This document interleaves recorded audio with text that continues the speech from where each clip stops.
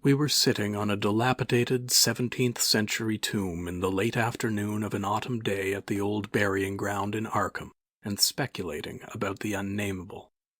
Looking toward the giant willow in the cemetery whose trunk had nearly engulfed an ancient illegible slab, I had made a fantastic remark about the spectral and unmentionable nourishment which the colossal roots must be sucking from that hoary carnal earth, when my friend chided me for such nonsense and told me that since no interments had occurred there for over a century, nothing could possibly exist to nourish the tree in other than an ordinary manner. Besides, he added, my constant talk about unnamable and unmentionable things was a very puerile device, quite in keeping with my lowly standing as an author. I was too fond of ending my stories with sights or sounds which paralyzed my heroes' faculties and left them without courage, words, or associations to tell what they had experienced. We know things, he said, only through our five senses or our intuitions. Wherefore it is quite impossible to refer to any object or spectacle which cannot be clearly depicted by the solid definitions of fact or the correct doctrines of theology, preferably those of the Congregationalists, with whatever modifications tradition and Sir Arthur Conan Doyle may supply. With this friend, Joel Manton, I had often languidly disputed. He was principal of the East High School, born and bred in Boston and sharing New England's self-satisfied deafness to the delicate overtones of life. It was his view that only our normal, objective experiences possess any aesthetic significance, and that it is the province of the artist not so much to rouse strong emotion by action, ecstasy, and astonishment, as to maintain a placid interest and appreciation by accurate, detailed transcripts of everyday affairs. Especially did he object to my preoccupation with the mystical and the unexplained, for although believing in the supernatural much more fully than I, he would not admit that it is sufficiently commonplace for literary treatment, that a mind can find its greatest pleasure in escapes from the daily treadmill and in original and dramatic recombinations of images usually thrown by habit and fatigue into the hackneyed patterns of actual existence, was something virtually incredible to his clear, practical, and logical intellect. With him all things and feelings had fixed dimensions, properties, causes, and effects, and although he vaguely knew that the mind sometimes holds visions and sensations of far less geometrical, classifiable, and workable nature, he believed himself justified in drawing an arbitrary line and ruling out of court all that cannot be experienced and understood by the average citizen. Besides, he was almost sure that nothing can be really unnamable. It didn't sound sensible to him. Though I well realized the futility of imaginative and metaphysical arguments against the complacency of an orthodox sun-dweller, something in the scene of this afternoon colloquy moved me to more than usual contentiousness. The crumbling slate slabs, the patriarchal trees, and the centuried gambrel roofs of the witch-haunted old town that stretched around all combined to rouse my spirit in defense of my work, and I was soon carrying my thrusts into the enemy's own country. It was not, indeed, difficult to begin a counterattack, for I knew that Joel Manton actually half clung to many old wives' superstitions which sophisticated people had long outgrown, beliefs in the appearance of dying persons at distant places and in the impressions left by old faces on the windows through which they had gazed all their lives. To credit these whisperings of rural grandmothers, I now insisted, argued a faith in the existence of spectral substances on the earth apart from and subsequent to their material counterparts. It argued a capability of believing in phenomena beyond all normal notions, for if a dead man can transmit his visible or tangible image half across the world, or down the stretch of the centuries, how can it be absurd to suppose that deserted houses are full of queer sentient things, or that old graveyards teem with the terrible unbodied intelligence of generations? And since spirit, in order to cause all the manifestations attributed to it, cannot be limited by any of the laws of matter, why is it extravagant to imagine psychically living dead things in shapes or absences of shapes, which must for human spectators be utterly and appallingly unnamable? Common sense, in reflecting on these subjects, I assured my friend with some warmth, is merely a stupid absence of imagination and mental flexibility. Twilight had now approached, but neither of us felt any wish to cease speaking. Manton seemed unimpressed by my arguments and eager to refute them, having that confidence in his own opinions which had doubtless caused his success as a teacher, whilst I was too sure of my ground to fear defeat. The dusk fell, and lights faintly gleamed in some of the distant windows, but we did not move. Our seat on the tomb was very comfortable, and I knew that my prosaic friend would not mind the cavernous rift in the ancient root-disturbed brickwork close behind us, or the utter blackness of the spot brought by the invention of a tottering, deserted 17th-century house between us and the nearest lighted road. There in the dark upon that riven tomb by the deserted house, we talked on about the Unnamable, and after my friend had finished his scoffing, I told him of the awful evidence behind the story at which he had scoffed the most. My tale had been called The Attic Window, and appeared in the January 1922 issue of Whispers. In a good many places, especially the South and the Pacific Coast, they took the magazines off the stands at the complaints of silly milksops. But New England didn't get the thrill, and merely shrugged its shoulders at my extravagance. The thing, it was averred, was biologically impossible to start with, merely another of those crazy country mutterings which Cotton Mather had been gullible enough to dump into his chaotic Magnalia Christi Americana, and so poorly authenticated that even he had not ventured to name the locality where the horror occurred. And as to the way I amplified the bare jotting of the old mystic, that was quite impossible, and characteristic of a flighty and notional scribbler. Mather had indeed told of the thing as being born, but nobody but a cheap sensationalist would think of having it grow up, look into people's windows at night, and be hidden in the attic of a house in flesh and spirit, till someone saw it at the window centuries later and couldn't describe what it was that turned his hair gray. All this was flagrant trashiness, and my friend Manton was not slow to insist on that fact. Then I told him what I had found in an old diary kept between 1706 and 1723, unearthed among family papers not a mile from where we were sitting. That, and the certain reality of the scars on my ancestor's chest and back which the diary described. I told him, too, of the fears of others in that region, and how they were whispered down for generations, and how no mythical madness came to the boy who, in 1793, entered an abandoned house to examine certain traces suspected to be there. It had been an eldritch thing. No wonder sensitive students shudder at the Puritan age in Massachusetts. So little is known of what went on beneath the surface. So little, yet such a ghastly festering as it bubbles up putrescently in occasional ghoulish glimpses. The witchcraft terror is a horrible ray of light on what was stewing in men's crushed brains, but even that is a trifle. There was no beauty, no freedom. We can see that from the architectural and household remains, and the poisonous sermons of the cramped divines. And inside that rusted iron straitjacket lurked gibbering hideousness, perversion, and diabolism. Here truly was the apotheosis of the Unnamable. Cotton Mather, in that demoniac sixth book which no one should read after dark, minced no words as he flung forth his anathema, stern as a Jewish prophet and laconically unamazed as none since his day could be. He told of the beast that had brought forth what was more than beast but less than man, the thing with the blemished eye, and of the screaming, drunken wretch that hanged for having such an eye. This much he baldly told, yet without a hint of what came after. Perhaps he did not know, or perhaps he knew and did not dare to tell.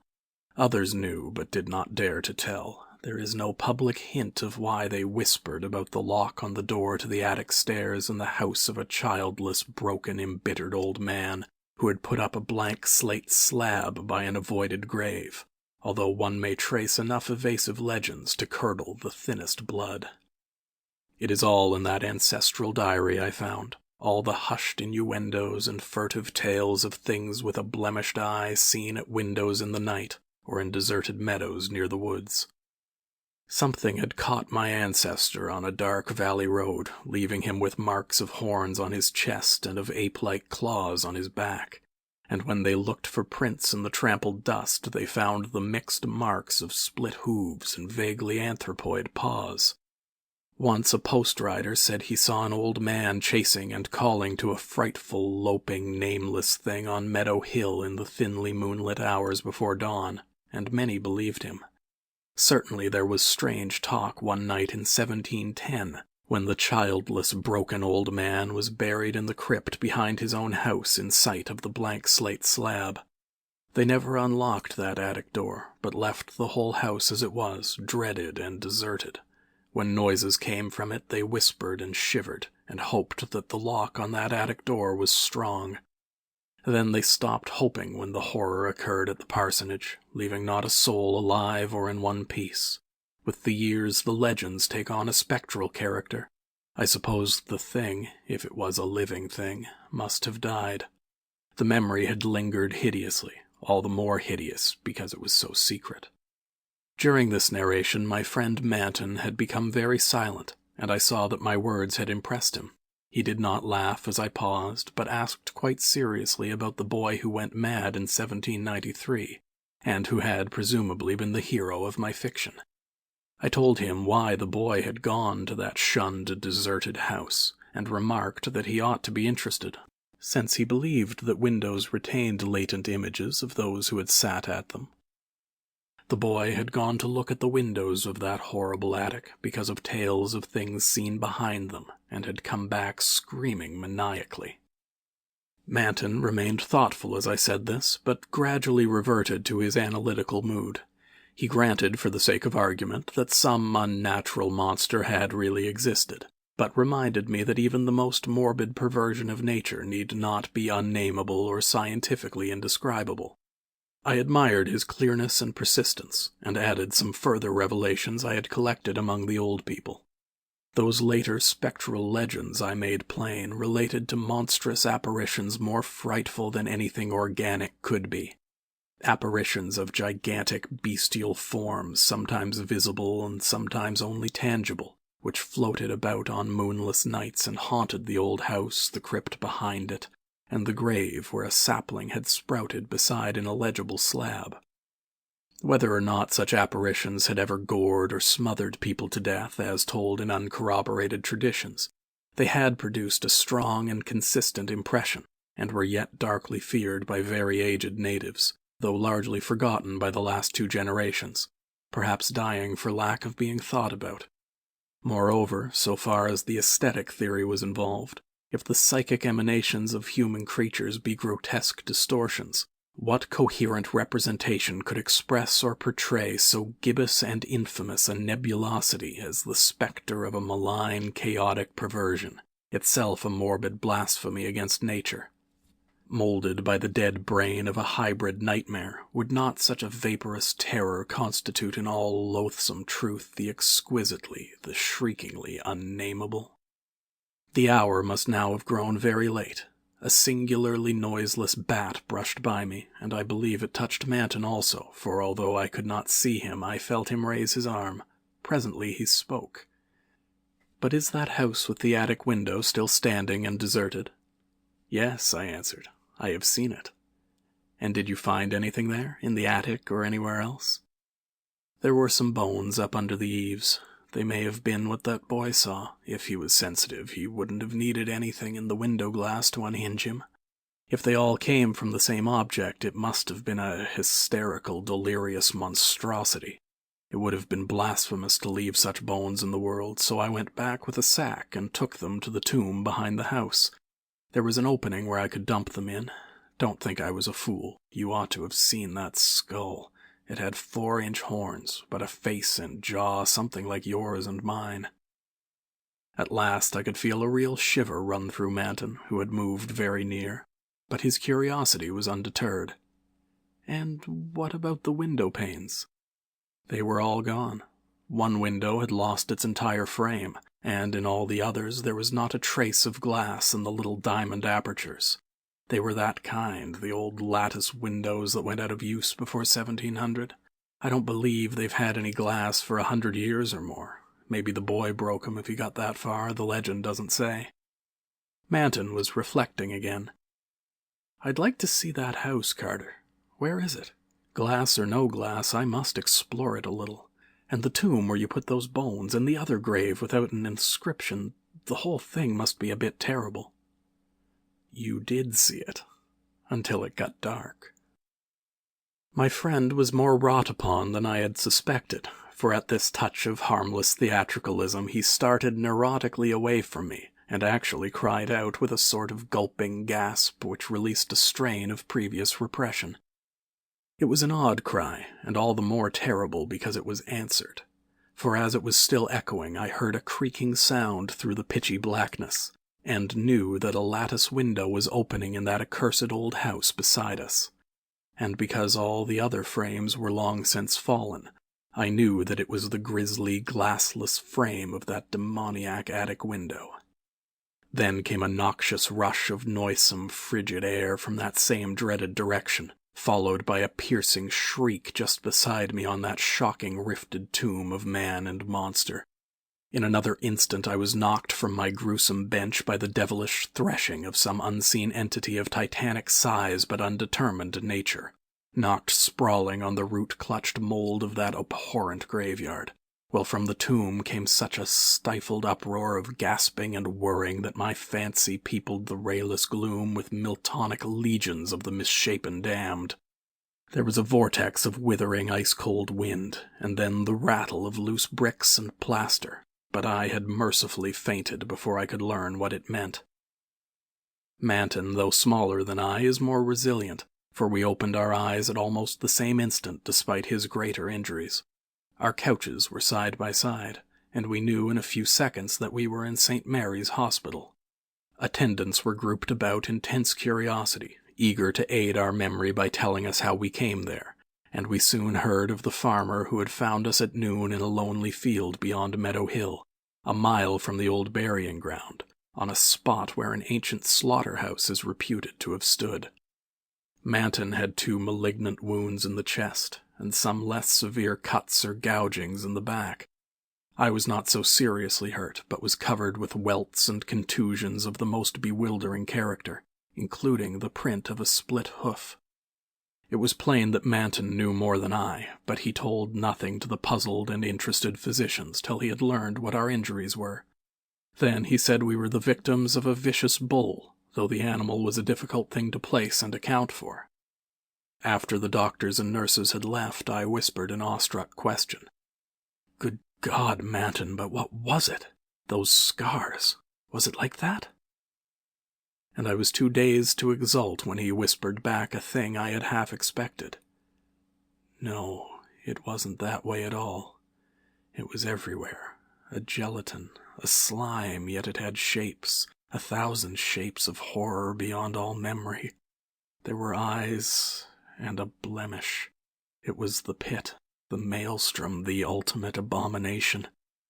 Carter, it was the Unnamable."